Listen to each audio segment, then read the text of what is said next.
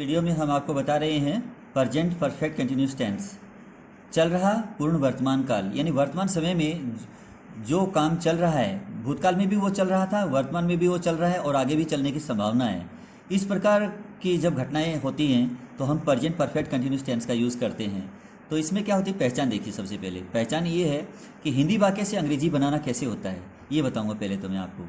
तो पहले हिंदी वाक्य के अंत में से रहा है, से रही है, से रहे हो, से रहे हैं या से रहा हूँ आदि शब्द आते हैं। तो ये तो हुई ना हिंदी की बात। हिंदी वाक्य के अंत में अगर इस प्रकार की आती है ना, से रहा, जैसे मान लीजिए 2 घंटे से, 3 घंटे से, 4 घंटे से वह खेल रहा है, 5 घंटे से वह सो रहा है, मान लीजिए इस प्रकार की से रहा है, से रही है, से रहे हो, से रहा हूँ, इस प्रकार का अगर मान लीजिए वाक्य के अंत में आता है तो ये प्रेजेंट परफेक्ट कंटिन्यूस टेंस माना जाएगा।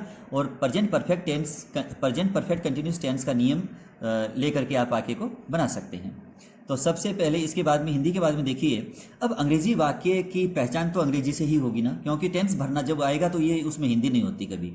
ठीक है, तो वाक्य के अंत में सिंस या फॉर लगा है और साथ में कोई भी वाक्य नहीं है, साथ में मान लीजिए पास्ट टेंस का, फ्यूचर टेंस का कोई भी वाक्य नहीं, अकेला वाक्य है और अंत में सिंस या फॉर लगा है, तो आप ये मान के चलिएगा, पक्का ये है कि प्रेजेंट परफेक्ट कंटिन्यूस टेंस ही वो है। या प्रेजेंट टेंस का कोई भी संकेत, जैसे ही इज ए टीचर मान लीजिए इस प्रकार का लिखा हुआ है और उसके बाद में ये टेंस बना हुआ है, तो आप मान लीजिएगा कि वो प्रेजेंट परफेक्ट कंटिन्यूस टेंस ही होगा, क्योंकि साथ वाला वाक्य अगर प्रेजेंट टेंस का दिखाया गया है तो मान लीजिएगा ये खालिस्तान जहाँ छोड़ा गया है तो वो वाक्य प्रेजेंट परफेक्ट कंटिन्यूस टेंस का ही होगा, बशर्ते कि अंत में सिंस या फॉर लगा हो।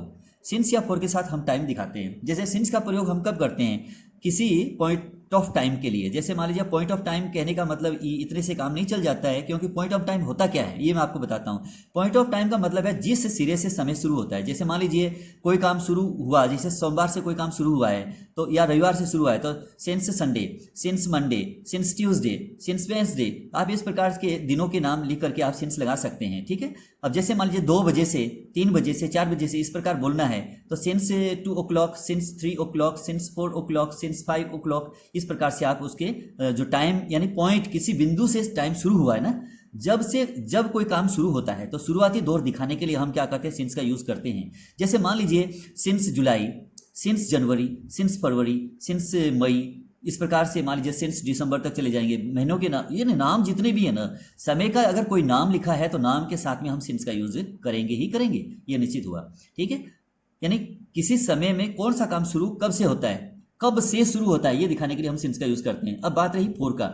फोर के अंदर क्या होता है कि हम समय की गणना कर लेते हैं, यानी पीरियड ऑफ टाइम, यानी समय की जो अवधि है ना, यानी कब से कब तक। यानी मान लीजिए किसी ने 2 घंटे तक पिक्चर देखी है, टीवी के सामने बैठ करके पिक्चर देखी है, तो कब तक देखी है उसने, 2 घंटे देखी है, तो 2 घंटा टाइम का गणना हो गया ना, काउंटिंग हो गया ना टाइम का। तो जहां काउंटिंग हो जाता है समय का, वहां हम फोर का यूज करते हैं। जैसे मान लीजिए 10 दिन से तो फॉर 10 डेज, जैसे मान लीजिए 5 घंटे से तो फॉर 5 आवर्स। ठीक है, 5 घंटे से, 10 मिनट से फॉर 10 मिनट्स।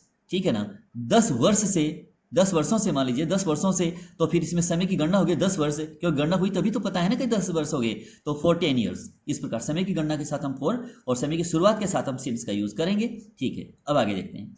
मेन वर्ब जो है इसमें लगेगा वर्ब की फर्स्ट फॉर्म और उसके बाद में प्लस में आईएनजी उसकी लगानी है। इसको संक्षिप्त में कहा जाएगा V1 प्लस में आईएनजी। ठीक है, और हेल्पिंग वर्ब जो इसमें लगेगी वो है हैज या हैव प्लस में बिन।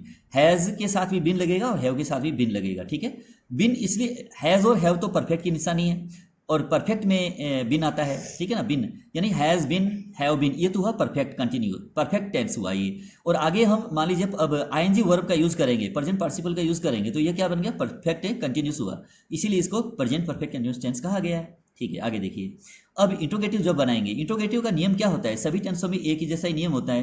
नियम ये होता है कि सहायक क्रिया को सब्जेक्ट से पहले रखिएगा और बाकी शब्दों को जैसे है नियमानुसार उसका क्रम बदले नहीं, उसका क्रम वैसा ही रहने दीजिए और आखिर में प्रश्नवाचक चिन्ह लगाइएगा, तो वाक्य प्रश्नवाचक बन जाएगा और ये सहायक क्रिया से बनने वाला प्रश्न आपका बन गया।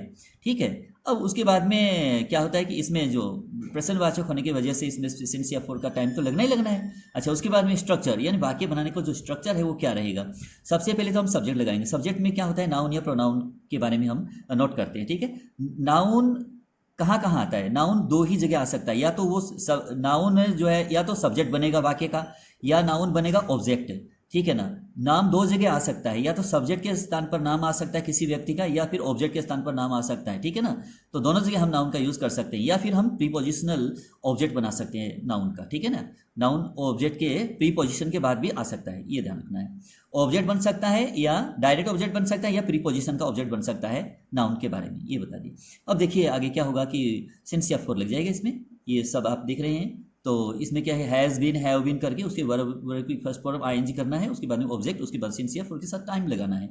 आइए अब मैं आपको एक सेंटेंस से समझाता हूँ। जैसे मान लीजिए अगर मैं लिखूं कि वह, जैसे वह मान लीजिए 10 मिनट से किसी के साथ बात कर रही है, तो फिर क्या करेंगे, सी के साथ क्या लगेगा, has, she has been, she has been क्या कर रही है, वो बात कर रही है। बात करने को क्या कहते हैं, टॉक, TALK।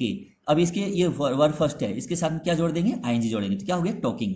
तो ये हुआ, टॉकिंग क्या है, प्रेजेंट पार्टिसिपल है, और हैज़ बीन क्या है, परफेक्ट है, ये प्रेजेंट परफेक्ट है ये, और यहाँ से कंटिन्यूस मिला, तो ये क्या बन गया, प्रेजेंट परफेक्ट कंटिन्यूस। तो she has been talking to, अब किसी से बात करिए, नाम नहीं है व्यक्ति का, तो फिर क्या करें, किसी से, यानी कि someone. She has been talking to someone, वह किसी से, किसी व्यक्ति से बात कर रही है। कब से, 10 मिनट से। तो टाइम की गणना हो गई है, for 10 minutes, MINUTES, for 10 minutes, ये हुआ। She has been talking to someone for 10 minutes, वह 10 मिनट से किसी से बात कर रही है, ठीक है ना। तो जब सकारात्मक दिखाना है तो हम समवन करेंगे, जब वाक्य प्रश्नवाचक या नकारात्मक होता है तो एनीवन भी कर सकते थे, ठीक है ना। अब आगे देखिए, इसका नेगेटिव बनाएंगे तो क्या होगा, जैसे मान लीजिए अब क्या करेंगे, नेगेटिव बनाएंगे तो she has not been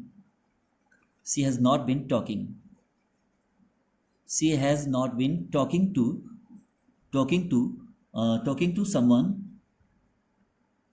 someone, वह किसी व्यक्ति से बात नहीं कर रही है फॉर 10 मिनट्स। लास्ट में टाइम लगता ही जाएगा ये, फॉर 10 मिनट्स, क्योंकि हम इसको नेगेटिव में बदल रहे हैं ना। तो फॉर 10 मिनट्स, MINUTES, ठीक है, ये नेगेटिव बना। तो ये पॉजिटिव सेंटेंस था पहला, और इसके बाद ये नोट लग गया तो ये नेगेटिव बन गया। अब हम इसी को प्रश्नवाचक बनाना चाहेंगे, तो ठीक है, प्रश्नवाचक बनाएंगे तो कैसे बनेगा ये, तो हैज़ को आप पहले डाल दीजिएगा, केवल हैज़ को लगाना है शुरू में, हैज़ सी हो जाएगा, तो ये क्या वह है। अब बिन को अंदर लगाइएगा, has she been talking to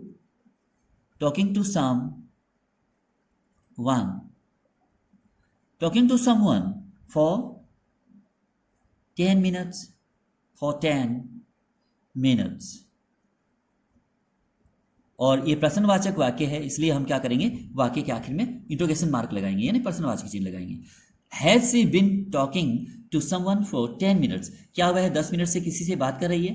तो ये हुआ, तो एक वाक्य के कितने वाक्य बन गए, एक तो पॉजिटिव बना, एक नेगेटिव बना, और एक इंट्रोगेटिव बना। अब हम इसका एक वाक्य और बना सकते हैं, इंट्रो नेगेटिव, तो वो भी आप देख लीजिए, समझ लीजिए, क्योंकि समझनी सबसे बड़ी चीज़ है। तो हैज सी, अब क्या करेंगे, नोट अंदर वाले हिस्से में सी के बाद नोट लगा लीजिए, उसके बाद बिन लगा लीजिए।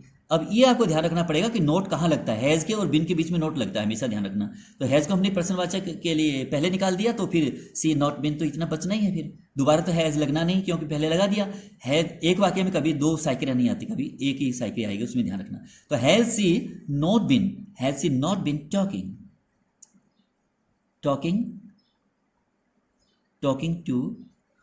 To someone for 10 minutes। तो ये हुआ, और इसमें अंत में इंट्रोगेशन मार्क लगाना, क्योंकि वाक्य जो है इंट्रो नेगेटिव था, इसलिए। अब ये तो हो गया। अब ठीक है, अब ये तो हुआ ना, एक सेंटेंस से हम 4 सेंटेंस बना चुके हैं। देखिए एक सेंटेंस मैं आपको और बताता हूँ। जैसे मान लीजिए अब मैं यहाँ लिखता हूँ कि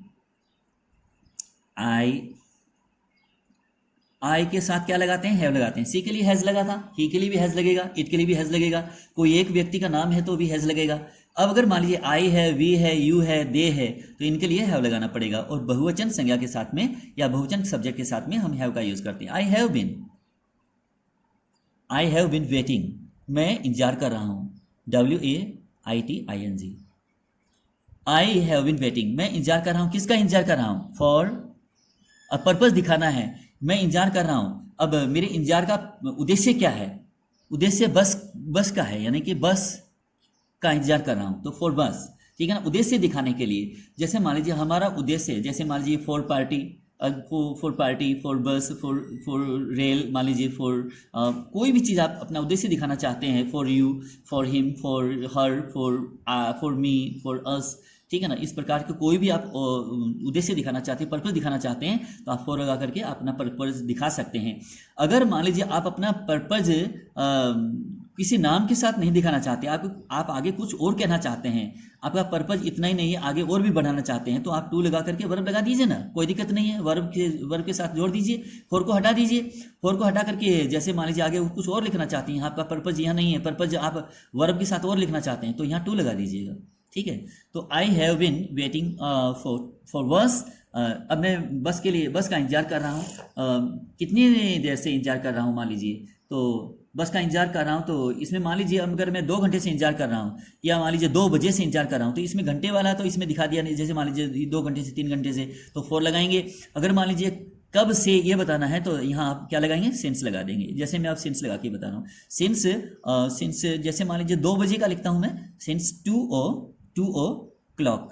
2 o'clock का मतलब है, ओ का मतलब ऑफ होता है, ठीक है ना, CLOCK, क्लॉक, ये हुआ। तो I have been waiting for bus since 2 o'clock, मैं 2 बजे से बस का इंतजार कर रहा हूँ। अब इसका नेगेटिव बना देते हैं, मैं 2 बजे से बस का इंतजार नहीं कर रहा हूँ, ऐसे लिखना है। तो आई के साथ हैव लगाना है। I have not, I haven't भी कर सकते हैं, लेकिन मैं पूरा लिख के इसलिए आपको समझाना ज़्यादा जरूरी समझा।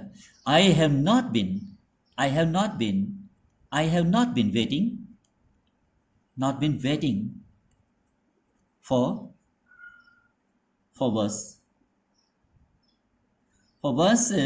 अब क्या है कि since लिखना है, ठीक है, since 2 o'clock, since 2 o'clock,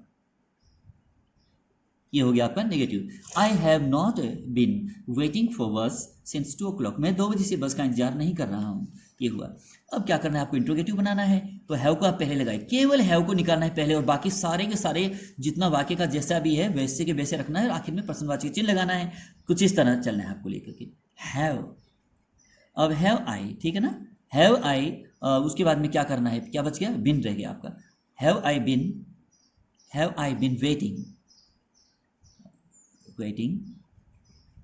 for बस, दी नहीं लगाना है, फॉर दी बस निश्चित नहीं है, इसलिए न तो मैं जानता बस को, न आप जानते हैं कौन सी बस के बारे में आप बोल रहे हैं, ठीक है ना। तो दी नहीं लगाना, दी लगाने से संज्ञा सुनिश्चित हो जाती है, हमें अभी सुनिश्चित नहीं करनी है, फॉर बस करना है, ठीक है, सीधा।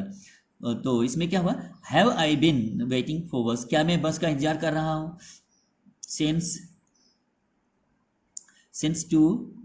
सिंस 2 o'clock, अब क्या करना है, क्लॉक लिख दीजिए, और वाक्य के अंत में इंट्रोगेशन मार्क लिखिएगा।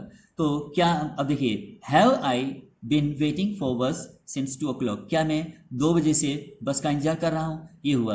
अब इस तरह से आपको अब नोट लगाना है, आप क्या करेंगे, हैव आई नॉट यहाँ लगा दीजिएगा, ठीक है। Have I not been waiting for bus since 2 o'clock, क्या मैं 2 बजे से बस का इंतजार नहीं कर रहा हूँ। तो इस प्रकार से आपके एक वाक्य के कितने वाक्य बनते हैं? 4 वाक्य। आप 4 वाक्य बनाना सीखिएगा, और जो घटना आपके सामने, आंखों के सामने आप घटित होते देखते हैं, आप उनकी हिंदी लेकर के उसकी अंग्रेजी बनाने का प्रयास कीजिएगा। बाकी मैं आपको समझाता रहूँगा, और अधिक से अधिक मेरे इस वीडियो को पसंद आ जाए, लाइक कीजिएगा, शेयर कीजिएगा, उससे भी अधिक सब्सक्राइब कीजिएगा मेरे चैनल को।